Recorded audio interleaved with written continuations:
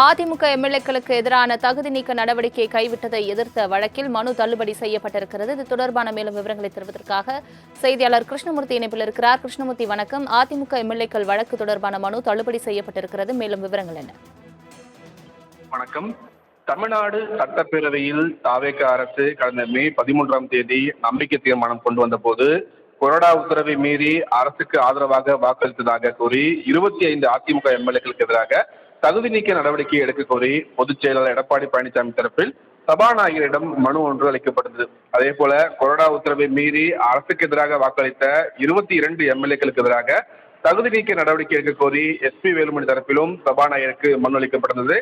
இந்த நிலையில் 4 எம்எல்ஏக்கள் ராஜினாமா செய்தெடுத்து மீதமுள்ள 21 எம்எல்ஏக்கள் மன்னிப்பு கோரி கடிதம் அளித்துள்ளதால் அவர்களுக்கு எதிரான தகுதி நீக்க நடவடிக்கை கோரிய மனுவை திரும்ப பெற்றுக் கொள்வதாக எடப்பாடி பழனிசாமி சபாநாயகருக்கு கடிதம் அளித்திருந்தார். அதேபோல் 22 எம்எல்ஏக்களுக்கு எதிராக தகுதி நீக்க நடவடிக்கையை எடுக்க கோரி விஜயபாஸ்கர் அளித்த மனுவையும் திரும்ப பெறுவதாக கூறி கடிதம் அளிக்கப்பட்டது. இரு கடிதங்களையும் ஏற்றுக்கொண்ட சபாநாயகர் 43 எம்எல்ஏக்களுக்கு எதிரான தகுதி நீக்க நடவடிக்கைகளை கைவிடுவதாக அறிவித்திருந்தார். இதற்கு எதிர்ப்பு தெரிவித்து தற்போது தேசிய மக்கள் சக்தி கட்சியின் தலைவர் எம்எல் ரவி சார்பில் சென்னை உயர்நீதிமன்றத்தில் பொதுநல வழக்கு ஒன்று தாக்கல் செய்யப்பட்டிருக்கிறது.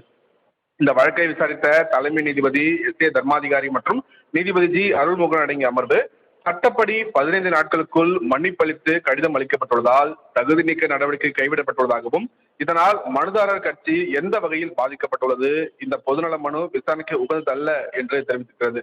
மேலும் வழக்கை அபராதத்துடன் தள்ளுபடி செய்ய உள்ளதாக நீதிபதிகள் எச்சரித்ததை அடுத்து மனுவை திரும்ப பெறுவதாக மனுதாரர் தரப்பில் தெரிவிக்கப்பட்டது.